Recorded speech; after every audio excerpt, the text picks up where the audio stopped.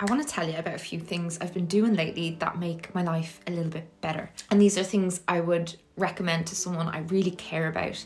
So I feel like they're worth sharing here. Doing this will change your life. I got this from About Time. It's one of my favourite movies. I just try to live every day as if I've deliberately come back to this one day, to enjoy it. If you struggle with being present and enjoying the journey, being mindful, anytime you're doing something really mundane, briefly time travel in your head to future you and imagine that you're looking back on this time of your life. I mean, you can do it right now. You can think about your teens. You wish you could revisit those times and really fully immerse yourself in the experience again, relive it, smell it, taste it, feel it, hear the music that you liked and have all of the hopes for the future that you had. So I'm doing something really mundane. I'm in the bath with my little kids, just washing their hair. My toddler's singing a song. My baby is babbling and I pretend I've actually time traveled back to a memory. I am my 90-year-old self.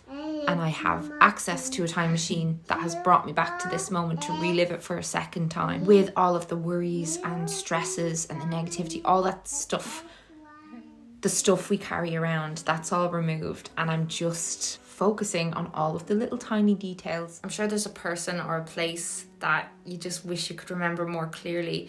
And, you know, I'm so nostalgic. I'm always thinking about the past and like how not present I was, and there's so many memories that are like smoke and I just can't grasp them. And it hit me, I'm never going to be this young again, and my parents are not going to be around forever, and there will be a time where I can't not only take them for granted anymore, I can't even take in all the little decreases in their faces. So like I do that now. I try to zone in on everything now. It makes life so much better, and I think this is why I've loved vlogging so much over the past decade. And just take a few seconds here and there of little snippets, even if it's just for yourself. This is one of my favorite memories, and I know it's not even a memory yet, but I already know how good this memory's gonna be. This memory.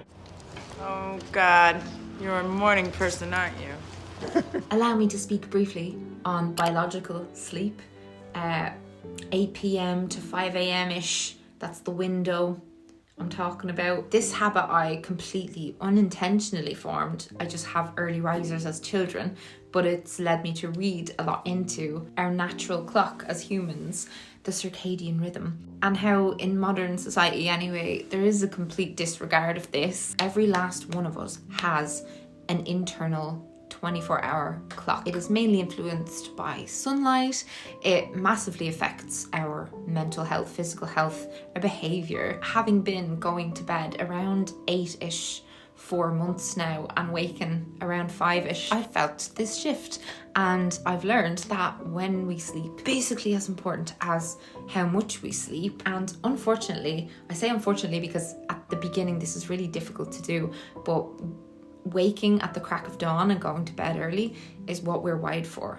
It's what babies do, and they're very connected to nature and they're really in tune with its cycles. Older generations were very disciplined with this kind of sleep pattern, and a lot of them were actually quite rigid about it, but they lived very long and healthy lives. Our stress hormone is called cortisol, and the release of that is naturally at its peak really early in the morning, and that's why you've got increased strength and energy and alertness. It's why they recommend that you work out like before your breakfast, so you wake up and you work out immediately. That's a goal I have. And in that same vein, the production of melatonin, which is the sleep hormone, that increases with evening darkness.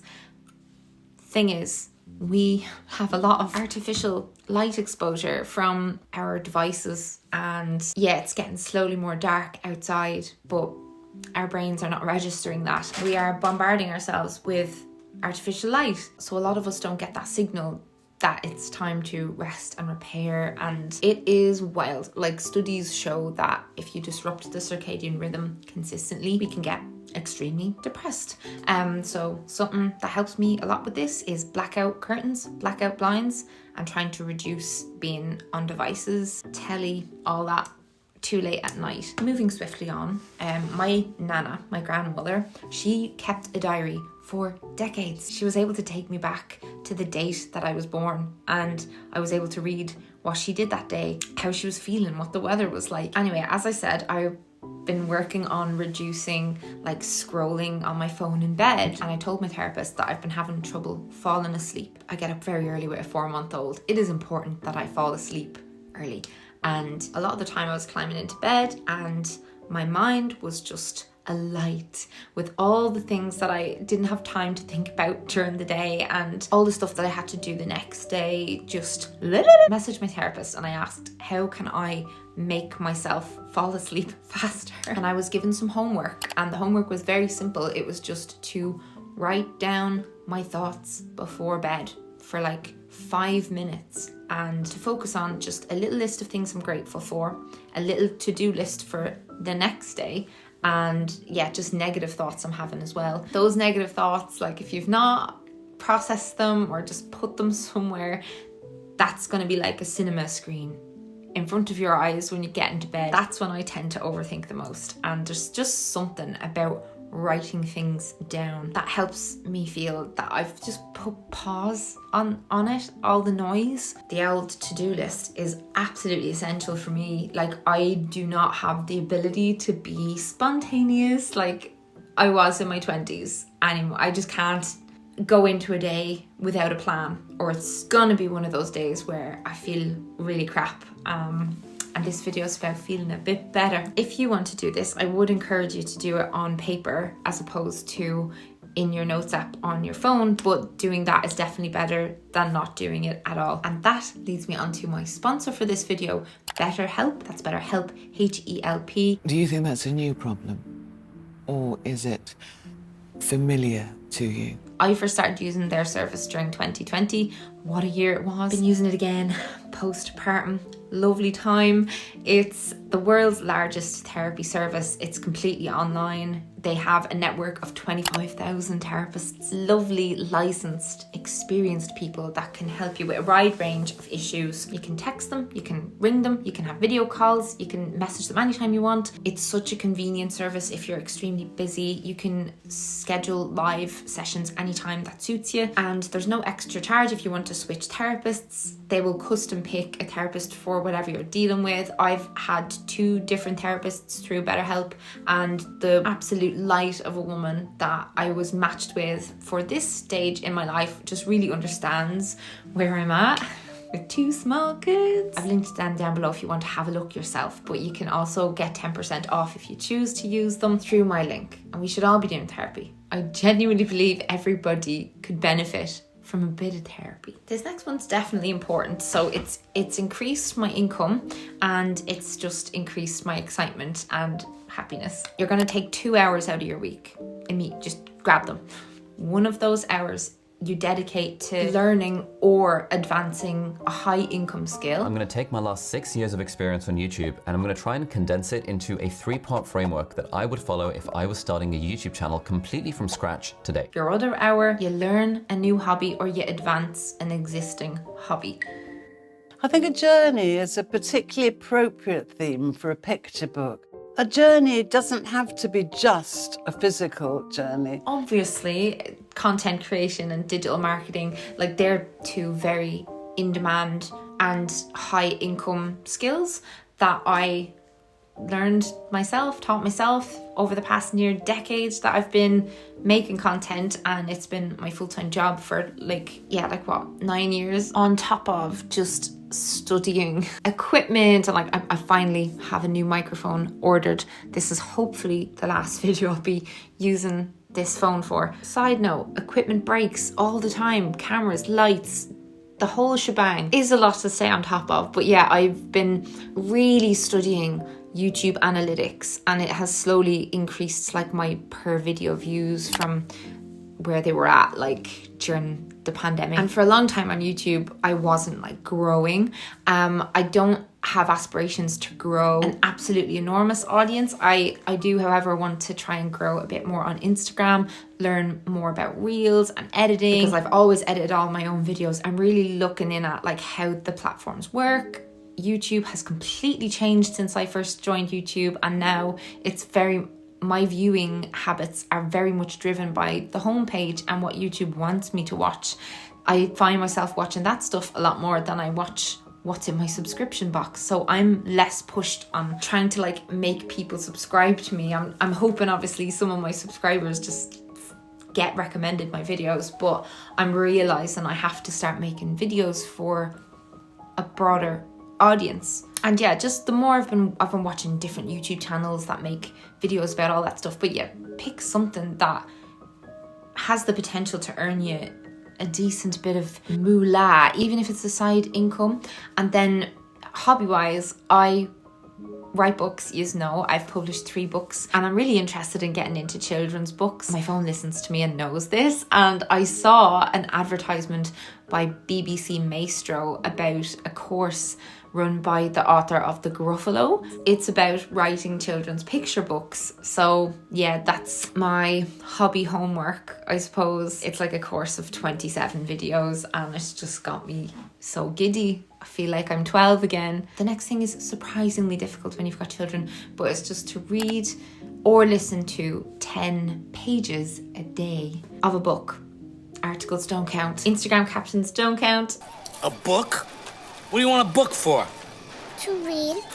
To read? My husband bought me a Kindle and I had not looked at it in like a year. Linked to my earlier points, it's an unbelievable replacement for scrolling on your phone in bed.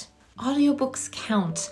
I will never forget this point that my friend Lena Norms made here on YouTube about audiobooks. She compared them to how we originally told stories, you know, when someone would sit in the corner with a book reading out to the family, you know, long before there was televisions and stuff. She's so right. If you only get to listen to your books and you don't actually get to sit and read, you're still reading. Trying to play them more often in place of podcasts, even though there's a lot of value in podcasts. I do love me a podcast, but there's just a different, I suppose, especially in non-fiction anyway, there's a different depth of knowledge you're getting from a book. They'll go way beyond the surface of subjects like, you know, what you get in a YouTube video. You can learn almost anything from reading a book. And it's so good for your memory, for your ability to focus, which we're all losing nowadays. It's great for developing empathy, walking in other people's shoes, you know, and like fiction is just, it's still the best entertainment. It is the king of entertainment. And Stephen King himself said that books are a uniquely portable magic, and they really are. Can I say buy my books? Buy my books. Please buy my books, especially my new book, Glass House. Some studies even say that reading every day will make you live longer, so there's that. Being in nature every day, having a lovely garden really helps. I'm so glad we bought a house with mature gardens. Oh my goodness. I'm beyond fascinated with ecotherapy. It involves, you know, doing stuff out in nature. It's formal treatment, like, but it helps depression, mild and moderate. My novel Glass Houses was very inspired by this, and I just can't believe some of the things I've learned from reading books. Linking into my last point. There was a study of, I think, 20,000 people, and it showed that if you spend 2 hours a week in a green environment, so like a park or any green spaces, from this group of people, they were substantially more likely to report good health and well-being if they spent 2 hours a week in green spaces. Nicest thing to do is stand in grass with no shoes or socks on, and you'll look like a mad cat lady, but just don't care what people think. It has an unbelievable impact on me when I don't get outside enough, and when you've got a baby, a whole day can go by like that in a blur of boob milk and puke and naps and crying and cuteness, and it's just a mad time. So yeah, prioritizing getting out into the glorious outdoors is very important to me right now. And if you're not doing it, just pretend I'm a doctor. I'm like, you're cool. I'm not cool. Just pretend I'm like your cool doctor, and I'm like prescribing you 2 hours a week in green spaces. The hardest, actually no, I won't tell you the hardest one yet. Before that, Doing daily stretches and exercising 3 times a week, even if it's like a 10-minute workout, a 15-minute workout. I'm using the Copilot app for that, and my last video was all about that, which I'll link down below. But oh, how much better life is when you stretch.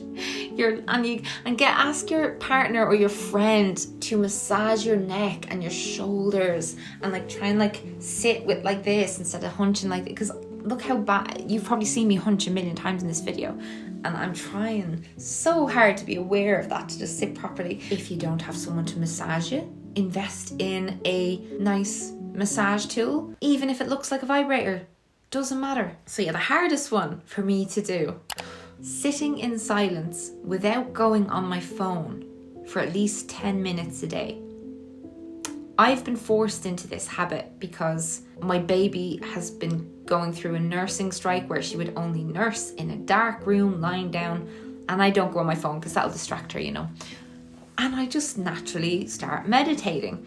The easiest way to meditate for me is I pick a thing or a word and I just focus on it really, really hard.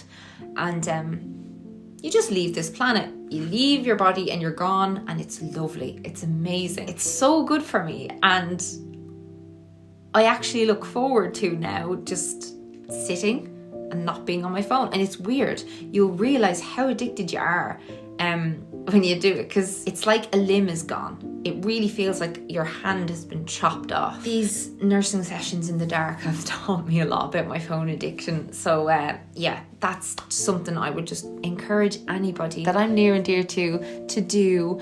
And I know a lot of you consider me an internet friend, an internet bigger sister. I get comments and messages all the time from those of you who've been following me. Some of you have been here for 5 years, 7 years, such a long time. And I don't know, I hope even one of those things, just you start doing it, and then every once in a while you'll think of me and be like, oh, Melanie told me about this thing and now I'm doing it and my life is a bit better.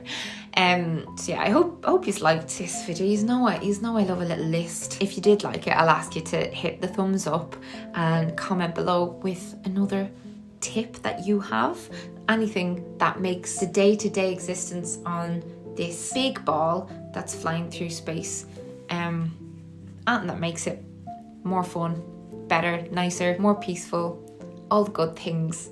And I'm gonna go. How do I do a weird ending with this one? I'll do a little bit of Bo Burnham. I'm turning 30. I'm turning 30. And now my stupid friends are having stupid children.